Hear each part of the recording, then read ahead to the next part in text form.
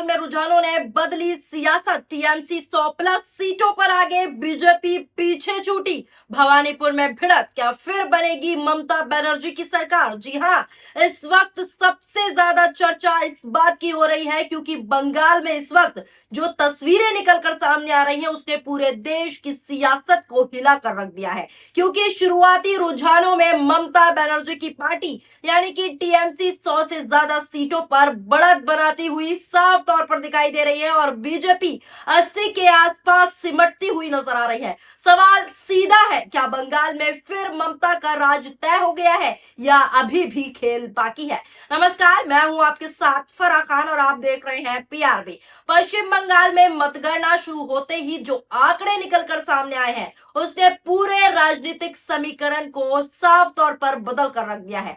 Exit poll की चर्चा अलग थी, लेकिन जमीन पर जो नंबर सामने आ रहे हैं वो कुछ और ही कहानी बयां कर रहे हैं। और यही वजह है कि अब सियासी गलियारों में हलचलें तेज हो चुकी है। सबकी निगाहें बंगाल की काउंटिंग पर है। अगर रुझानों को ध्यान से देखें तो टीएमसी लगातार मजबूत स्थिति में नजर आ रही है। 100 से ज्यादा सीटों पर बढ़त बनाना कोई मामूली बात नहीं, कोई छोटा संकेत नहीं। ये साफ तौर पर इशारा करता है कि ममता बनर्जी की पकड़ अभी भी मजबूत है और बीजेपी की जो शुरुआती है उसमें रुझान है उसमें बीजेपी को झटका लगता हुआ नजर आ रहा है। शुरुआत रुझानों में टीएमसी का दबदबा साफ दिखाई दे रहा है। अब इस पूरे चुनाव का सबसे बड़ा केंद्र जो बन गया है वो है भवानीपुर सीट, जहां से हर बार राजनीति का बड़ा संदेश निकलता है और इस बार भी यहां माहौल बेहद गर्म हो चुका है। भवानीपुर के counting centre Shekhawat memorial school में सुबह से ही तनाव का माहौल देखने को मिला, जहां टीएमसी और बीजेपी के एजेंट्स के बीच तीखी नोकझोंक हुई। दोनों पक्ष एक दूसरे पर नियम तोड़ने के आरोप लगा रहे हैं। टीएमसी एजेंट का कहना है कि बीजेपी के लोगों को अंदर फाइल और सामान ले जाने की अनुमति नहीं दी जा रही, जबकि उनके साथ भेदभाव हो रहा है। वहीं बीजेपी का साफ दावा है कि टीएमसी के एजेंट्स के पास वैध पहचान पत्र नहीं है और वो बेवजह हंगामा कर रहे हैं। ये टकराव साफ दिखाता है कि इस बार सिर्फ चुनाव नहीं बल्कि भरोसे की भी लड़ाई चल रही है। भवानीपुर विधानसभा क्षेत्र के Shekhawat memorial government girls high school में काउंटिंग सेंटर के बाहर भारी सुरक्षा बल भी तैनात किए गए हैं। दोस्तों, भारी बल फोर्स तैनात है, पूरी सिक्योरिटी के साथ इंतजाम है पुख्ता। काउंटिंग के दौरान ही टकराव इस बात का संकेत देते हैं कि मुकाबला बेहद हाई वोल्टेज है। अब अगर भवानीपुर के इतिहास को देखें तो ये सीट हमेशा से ही ममता बनर्जी का गढ़ रहा है। 2011 से लेकर अब तक टीएमसी यहां मजबूत रही है और 2021 में भी ममता ने यहां से बड़ी जीत हासिल की थी। जातीय समीकरण भी इस सीट को बेहद खास बनाता है। ऐसा मैं इसलिए कह रही हूं क्योंकि यहाँ बंगाली हिंदू वोटर बड़ी संख्या में है, लेकिन गैर बंगाली और मुस्लिम वोटर भी निर्णायक भूमिका निभाते हैं इस सीट पर। यही वजह है कि भवानीपुर का हर रुझान पूरे बंगाल की दिशा तय करता है। या पूरे राज्य के आंकड़ों पर वापस आते हैं, जहां तस्वीरें धीरे धीरे साफ होती दिखाई दे रही हैं। टीएमसी का ग्राफ लगातार ऊपर जा रहा है, लगातार बढ़त हो रही है और बीजेपी की बढ़त सीमित नजर आ रही है। इसी बीच बता दूं, ममता बनर्जी ने भी तृणमूल कांग्रेस के सभी मतगणना एजेंटों को सतर्क किया था और निडर रहने का उच्च अलर्ट जो है जारी किया था। दीदी ने प्रत्येक एजेंट और कार्यकर्ता से भाजपा को जनता के जनादेश की चोरी करने से रोकने के लिए अधिकतम सावधानी बरतनी होगी, ऐसा आग्रह किया था। बकायदा वीडियो जारी करके उन्होंने इस लोकतंत्र को तोड़फोड़ को रोकने के लिए उम्मीदवारों के रूप में खुद स्ट्रांग रूम पे उपस्थित होने के लिए आश्वासन भी दिया था। जनादेश की रक्षा करें, वोट की रक्षा करें, अंतिम वोट की गिनती होने तक लड़ाई खत्म नहीं होती, ये ममता बनर्जी ने टीएमसी पार्टी के कार्यकर्ताओं को कहा था। हालांकि सोशल मीडिया पर अभी ये चर्चा भी चल रही है कि ये बढ़त अभी बैलेट पेपर खोले जाने पर रुझानों की आ रही है। ईवीएम की काउंटिंग जैसे जैसे शुरू होगी, इसमें क्या आंकड़ा मिलने वाला है, क्या आंकड़ा बदलने वाला है, इस पर भी सबकी नजर है क्योंकि बंगाल चुनाव में ईवीएम जो है बहुत चर्चा में रही। हालांकि हर चुनाव में ईवीएम जो है हाईलाइट होती है, हर राज्य के चुनाव में, लेकिन बंगाल चुनाव में ऐसा देखने को मिला जहां ईवीएम को लेकर दोनों पार्टी शक के घेरे में नजर आए। कभी बीजेपी वाले टीएमसी पर आरोप लगा रहे थे और कभी टीएमसी वाले बीजेपी पर आरोप लगा रहे थे। यानी ये एक ऐसा राज्य है बंगाल जहां पर ईवीएम को लेकर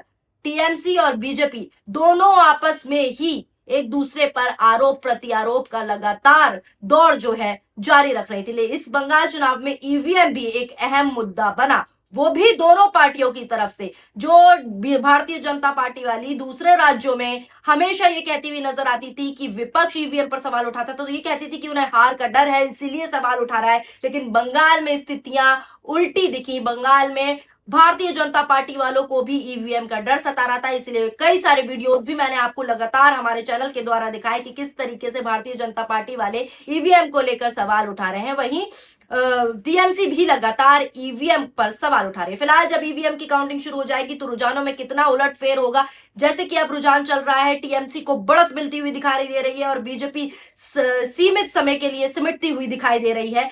और आगे पता चलेगा जैसे जैसे ईवीएम की वोट खुलेंगे क्या रुझान मिलते हैं। शुरुआती रुझान फिलहाल ममता बनर्जी को बढ़त मिलती हुई और मजबूती मिलती हुई साफ तौर पर दिखाई दे रही है। अगर यही ट्रेंड जारी रहा तो ममता बनर्जी की वापसी लगभग तय मानी जाएगी। लेकिन राजनीति में आखिरी नतीजे आने तक पहले जो है कुछ भी तय नहीं माना जाता दोस्तों। बीजेपी अभी भी दावा कर रही है कि अंतिम नतीजों में तस्वीरें बदल सकती हैं और यही वजह है कि दोनों पक्ष पूरी तरह अलर्ट मोड में है। इसी बीच अखिलेश यादव ने भी बड़ा बयान दे दिया है। अखिलेश यादव बोले हैं ये जनता का चुनाव होने जा रहा है। दीदी थी, दीदी हैं और दीदी रहेंगी। एक अकेली हैं, वो लड़ेंगी भी और जीतेंगी भी। यानी तस्वीरें अब राजनीतिक दलों से भी सामने आ रही हैं। अखिलेश यादव साफ तौर पर कह रहे हैं और पहले भी मैंने अखिलेश यादव का आपको बयान सुनाया था, उन्होंने साफ कहा था कि दीदी ही बंगाल जीतेंगी, दीदी की ही वापसी होगी। और फिर से अखिलेश ने बड़ा बयान देते हुए साफ तौर पर बयान दिया है कि दीदी ही जीतेंगी, दीदी को कोई नहीं हरा सकता। नजर डालिए अखिलेश की इस वीडियो पर। ये जनता का चुनाव होने जा रहा है। दीदी थी, दीदी जीतेंगी, दीदी रहेंगी और एक अकेली हैं, वो लड़ेंगी भी और जीतेंगी भी। अब दोस्तों राजनीतिक एक्सपर्ट्स का मानना है कि अगर टीएमसी ममता बनर्जी इस बढ़त को बनाए रखती हैं तो ये सिर्फ जीत नहीं बल्कि बड़ा राजनीतिक संदेश होगा कि बंगाल की जनता ने फिर से ममता बनर्जी पर भरोसा जताया और विपक्ष के सारे दावों को खारिज कर दिया, ऐसा एक्सपर्ट्स का कहना है। साथ ही साथ ये भी देखने वाली बात होगी कि क्या बीजेपी इस अंतर को कम कर पाती है जैसे जैसे काउंटिंग आगे बढ़ती है, या फिर ये बढ़त और ज्यादा टीएमसी को मजबूत होती हुई दिख जाएगी। क्योंकि अभी कई सीटों पर कड़ा मुकाबला चल रहा है। ये चुनाव सिर्फ सीटों का नहीं बल्कि राजनीतिक वर्चस्व का भी बन चुका है, जो कि मैं शुरू से आपको लगातार बता रही हूँ। सबसे बड़ा सवाल यही है कि क्या ये शुरुआती रुझान आखिरी नतीजों में बदलेंगे या फिर आखिरी वक्त में कोई बड़ा उलटफेर देखने को मिलेगा। ये अभी असमंजस स्थिति है क्योंकि बंगाल की राजनीति हमेशा से सरप्राइज देती रही है और आखिरी राउंड तक तस्वीरें बदलने के उदाहरण पहले भी सामने आ चुके हैं। इसलिए अभी किसी नतीजों पर पहुंचना जल्दबाजी होगी। लेकिन फिलहाल के जो संकेत हैं, फिलहाल जो ट्रेंड चल रहा है वो साफ तौर पर ममता बनर्जी के पक्ष में जाते हुए दिख रहा है और यही वजह है कि सियासी चर्चा अब एक ही दिशा में जाती हुई नजर आ रही है। फिलहाल बंगाल की राजनीति अपने सबसे अहम मोड़ पर खड़ी है, जहां हर मिनट नए आंकड़े सामने आ रहे हैं और हर आंकड़ा एक नई कहानी लिखता हुआ जा रहा है। लेकिन जो शुरुआती तस्वीर उभर कर सामने आई उसकी जानकारी मैंने आपको दी, उसने साफ संकेत दिए गए हैं कि ममता बनर्जी अभी भी इस खेल की सबसे मजबूत खिलाड़ी हैं और प्रचंड बहुमत हो रही है। और अगर यही रुझान नतीजों में बदलते हैं, फाइनल राउंड तक रहते हैं, तो बंगाल में एक बार फिर वही तस्वीर देखने को मिल सकती है जहां ममता बनर्जी पूर्ण बहुमत के साथ सत्ता में वापसी करती नजर आएंगी। अब नजर सिर्फ अंतिम नतीजों पर है